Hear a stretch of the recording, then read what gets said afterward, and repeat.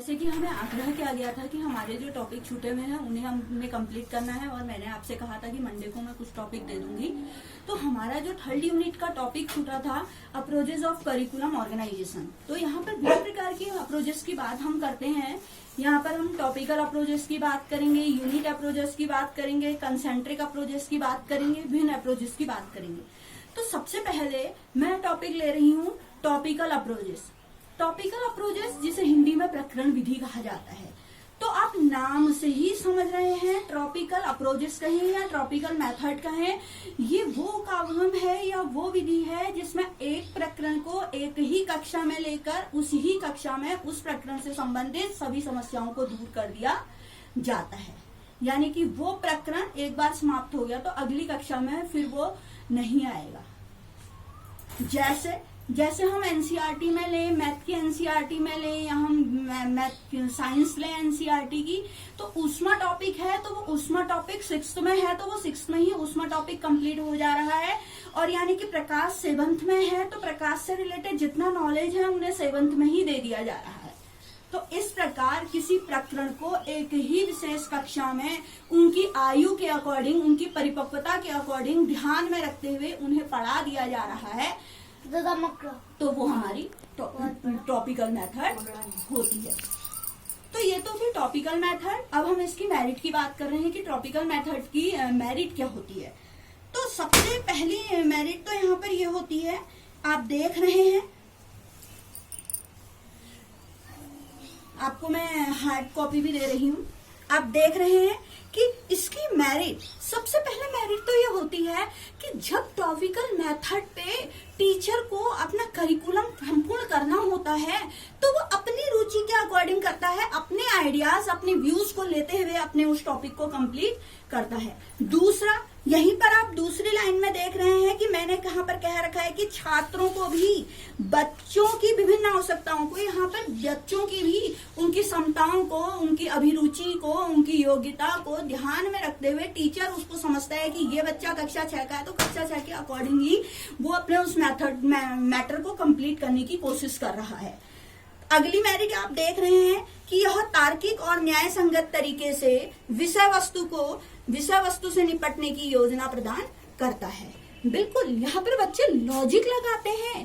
प्रकाश पढ़ रहे हैं तो प्रकाश क्या है, प्रकाश कितने रूपों में दिख रहा है, और प्रकाश किन किन वस्तुओं से होकर जाता है, प्रकाश का जो परावर्तन सिद्धांत है वो क्या है, प्रकाश का परावर्तन सिद्धांत है वो क्या है।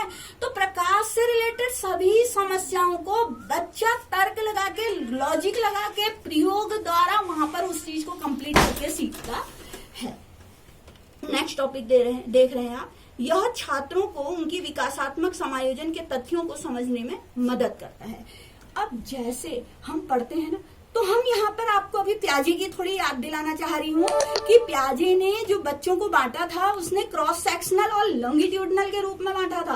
तो यहाँ पर हम लॉन्गिट्यूडनल के रूप में ले रहे हैं, यानी कि लॉन्गिट्यूडनल के रूप में लेते हुए हम वहां पर उसकी उम्र के अकॉर्डिंग ही उसका कितना विकास हो रहा है, उस विकास के हिसाब से ही उसके उस टॉपिक को कंप्लीट कर रहे हैं। नेक्स्ट देखिए, नेक्स्ट टॉपिक मैंने लिखा है, पूरे टॉपिक को इकट्ठे पढ़ने के कारण विद्यार्थी के उद्देश्य की भावना का विकास होता है।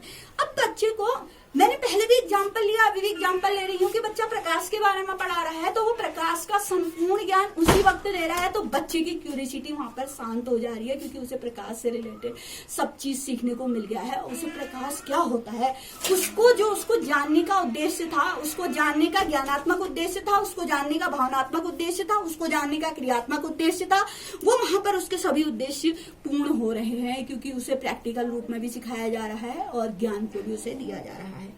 ये तो इसकी मेरिट की बात करी। अब आपको पता है एक सिक्के के दो पहलू होते हैं, सकारात्मक भी नकारात्मक भी। अब मैं इसकी कुछ कमियां ले रही हूँ, तो देखिए इसकी डिमेरिट। इस उपागम में अनेक कमियां हैं जिन्हें नीचे दिया जा रहा है। तो फर्स्ट कमी देखिए, इसमें विद्यार्थियों की परिपक्वता स्तर पर कोई ध्यान नहीं रखा जाता है। आप देख रहे हैं एक कक्षा में हम एक एज को निर्धारित करते हैं, तो उस एज पे बच्चा उस योग्य हो गया हो ये जरूरी नहीं है, उसमें उसको धारण करने की क्षमता है या नहीं हम ये नहीं देखते। हम पूरी क्लास को इकट्ठा लेते हुए हम उसको संपूर्ण करने की कोशिश करते हैं। हम ये नहीं देखते कि बच्चा उतना परिपक्व है, क्या उस टॉपिक को पूरा ग्रहण कर सकता है। नेक्स्ट है, एक बार समाप्त विषयों पर बाद के स्तरों पर कोई ध्यान नहीं दिया जाता है तथा इसलिए यहाँ पर विषयों को भूलने की संभावना अधिक रहती है। अब मैंने आपको कक्षा 6 में कुछ चीज पढ़ाया, अब मैं 8 में आपको पूछूं कि भाई हमने आपको 8 में पढ़ाया था उस चीज को बताओ, तो क्या आपको याद रहेगा 8 का? तो यहाँ पर भी ये बड़ी समस्या होती है कि हम उस चीज को भूल जाते हैं जो हमें वहां पर दिया जाता है। नेक्स्ट हम टॉपिक पॉइंट करेंगे, एक विषय को अन्य विषयों से या गणित की अन्य शाखाओं से संबंधित करने की कोई संभावना नहीं होती है। यानी कि हमने पहले पढ़ा था, हम कहते थे कोई भी विषय एक विषय को दूसरे विषय से कोरिलेट करते हुए पढ़ाएं तो वो विषय अच्छे से हमें समझ में आ जाता है। जैसे अब दूसरी मेथड पढ़ाऊंगी, मैं आपको दूसरा प्रोसेस पढ़ाऊंगी, तो उसमें आप देखेंगे विभिन्न स्तरों में उस चीज को अलग अलग करके पहले के ज्ञान को दूसरे में जोड़ के उसको तब परिपक्वता स्तर में लाते हुए उसे अधिक बढ़ाकर पढ़ाया जाता है। लेकिन यहाँ पर तो ऐसी कोई संभावना है ही नहीं कि हम कोरिलेट करें, हम उस टॉपिक को वहीं पर ही पूरा ले रहे हैं। नेक्स्ट है, एक ही विषय लंबी अवधि तक पढ़ने से वह विषय बड़ा नीरस और अरुचिकर बन सकता है। हम प्रकाश पढ़ रहे हैं तो बस प्रकाश हमारा 20 दिन का 1 महीने का टॉपिक ही वही हो रहा है।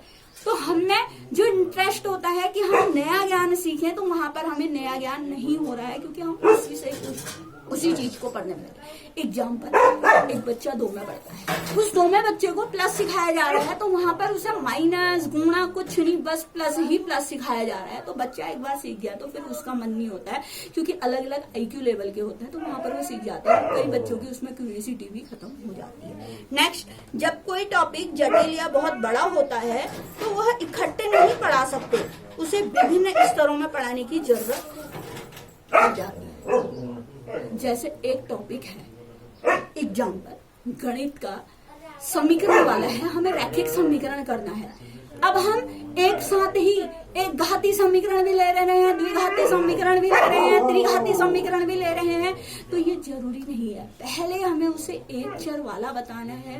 जब एक चर वाला बच्चा अच्छे से समझ पाए तो हम तब अगली श्रेणी में, अब यहाँ पर लेकिन हम इकट्ठे ही उस चीज को लेते हैं तो ये सीखना बच्चे के लिए असंभव हो जाता है। तो यहाँ पर हमें उसे भिन्न भिन्न स्तरों में, यानी कि एक चर वाला 6th में पढ़ाएं, द्विचर वाला 7th में पढ़ाएं, त्रिचर वाला हम 8th में पढ़ाएं। तो ये मैंने आपको टॉपिकल अप्रोचेस पढ़ाई, इसके बाद में आपको कंसेंट्रिक अप्रोचेस पढ़ाई। Thank you.